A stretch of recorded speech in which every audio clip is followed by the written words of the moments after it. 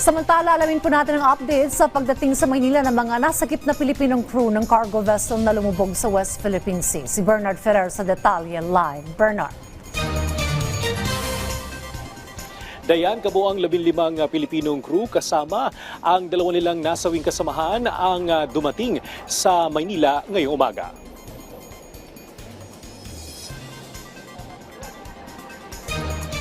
Pasado alas 5 ng umaga nang dumaong sa Pier 13 Port Area sa Maynila ang BRP Teresa Magbanwa ng Philippine Coast Guard.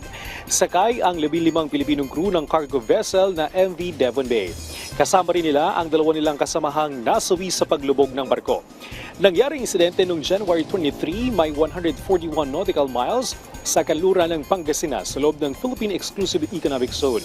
Ang MV Devon Bay ay may kargang iron ore nang umalis ito sa Gotalak, Zamboanga del Norte patungo sa Guangdong, China. Mayroong kabuang 21 Pilipinong crew ang barko. Agad na nagsagawa ng search and rescue operations kung saan 17 ang nasagip habang 4 naman ang nawawala.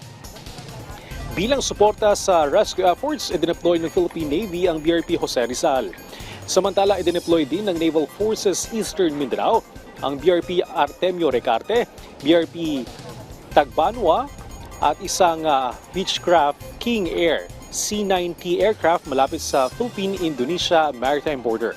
Tiniyak ng Philippine Coast Guard sa publiko na patuloy ang search and rescue operations sa BRP Cape San Agustin at PCG Islander aircraft upang matukoy ang kinalalagyan ng 4 na nawawalang Pilipino crew.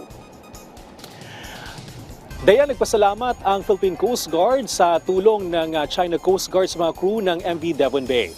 Sa inisyal na investigasyon, nagkaroon ng liquefaction kaya nagkaroon ng paglipat ng bigat ng karga nitong iron ore ng barko.